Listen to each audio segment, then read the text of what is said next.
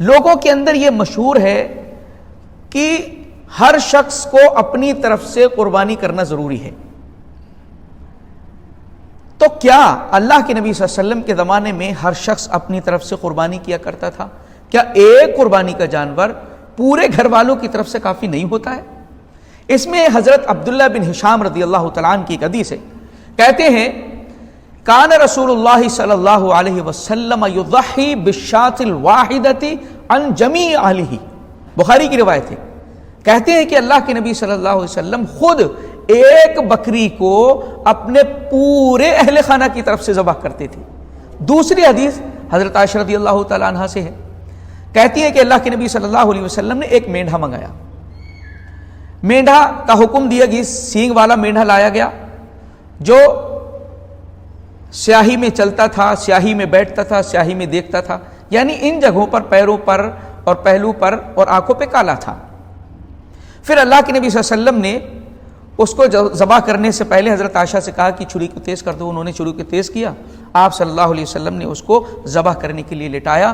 پھر کہتی ہیں کہ اللہ کے نبی صلی اللہ علیہ وسلم نے یہ کلمات کہی, بسم اللہ اللہم تقبل من محمد وآل محمد ومن امت محمد ثم ضحی بہ. کہتی ہیں کہ اللہ کے نبی صلی اللہ علیہ وسلم نے یہ کلمات کہے کہ اللہ کے نام سے میں ذبح کرتا ہوں محمد صلی اللہ علیہ وسلم کی طرف سے, محمد کے گھر والوں کی طرف سے صلی اللہ علیہ وسلم, اور محمد صلی اللہ علیہ وسلم کی امت کی طرف سے. آپ صلی اللہ علیہ وسلم نے ایک ہی مینڈھے کو شامل کیا, خود کو بھی اور اپنے اہل و عیال کو بھی شامل کیا. اسی طریقے سے ایک حدیث اللہ کے نبی صلی اللہ علیہ وسلم کے ایک صحابی حضرت ابو ایوب انصاری رضی اللہ تعالیٰ عنہ سے عطا بن یسار رحمہ اللہ نے پوچھا کیف کانت الضحایا فی عہد رسول اللہ صلی اللہ علیہ وسلم, اللہ کے نبی صلی اللہ علیہ وسلم کے زمانے میں قربانیاں کس طریقے سے ہوتی تھیں؟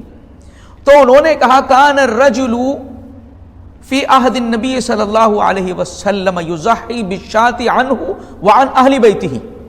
یعنی اللہ کے نبی صلی اللہ علیہ وسلم کے زمانے میں ایک شخص ایک بکری کو اپنی طرف سے اور اپنے اہل خانہ کی طرف سے تمام لوگوں کی طرف سے ذبح کر دیتا تھا اور پھر وہ اس کو کھاتے تھے اور کھلاتے تھے.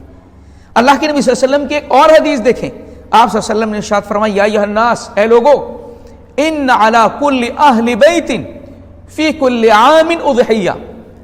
اے لوگو, ہر گھر والوں کی طرف سے, ہر شخص کی طرف سے نہیں, ہر گھر والوں کی طرف سے ہر سال قربانی ہے. اس حدیث سے معلوم ہوا ہر شخص کے لیے کرنا ضروری نہیں, بلکہ ایک قربانی کا جانور ایک گھر والوں کی طرف سے کافی ہو جائے گا. یہ پیارے نبی صلی اللہ علیہ وسلم نے خود کیا ہے. آپ صلی اللہ علیہ وسلم کے زمانے کا یہ معمول رہا ہے, صحابہ نے اسی پر عمل کیا ہے. لیکن ہمارے یہاں کیا معاملہ ہے؟ اصل میں حصے کیوں ہمارے لیے, ان کو حصوں کی اجازت کیوں دی گئی ہے؟ دراصل کیا ہے, قربانی کا یہ عمل اتنا عظیم الشان عمل ہے, اللہ کے نبی صلی اللہ علیہ وسلم نے اس عمل کے ذریعے سے پوری امت کو شامل کرنا چاہا ہے.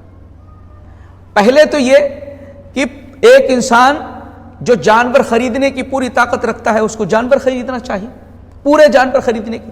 جو شخص پورا جانور نہیں خرید سکتا ہے تو وہ جو اس سے بڑے جانور ہیں, بیل, گائے یا اونٹ, ان کی شکل میں وہ حصوں کی حصے جو اس میں 7 یا 10 ہوتے ہیں, بیچ والے میں, بیل میں, گائے میں 7 حصے اور اونٹ اور اونٹنی میں 10 حصے تک ہو سکتے ہیں.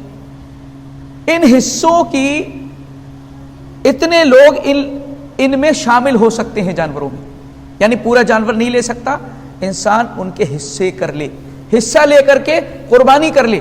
اگر اس حصے کو لینے کی بھی طاقت نہیں ہے تو اللہ کے نبی صلی اللہ علیہ وسلم نے فرمایا کہ جب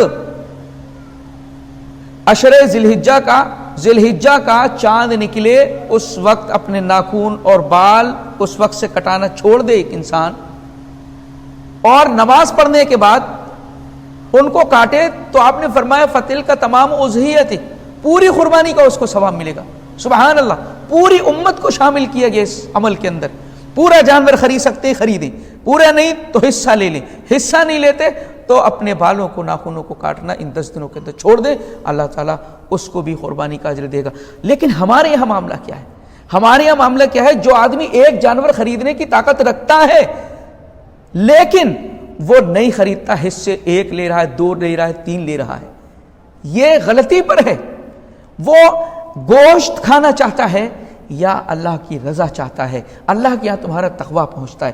پورا جانور اللہ کی راہ میں قربان کرنے کی طاقت رکھنے کے باوجود وہ حصے کر رہا ہے، یہ اپنا نقصان کر رہا ہے وہ شخص. لیکن یہ اس طریقے سے رواج پا چکی ہے چیزیں اور صحیح رہنمائی امت کی نہیں کی گئی، تو لوگ حصوں کے چکر میں پڑ جاتے ہیں اور جو اصل قربانی جانور کی ہے اس کو چھوڑ کر کے، جس میں اس کے پورے اہل خانہ شامل ہو سکتے تھے، نبی پاک صلی اللہ علیہ وسلم کی اس حدیث کی روشنی میں وہ ایسا نہیں کرتے ہیں.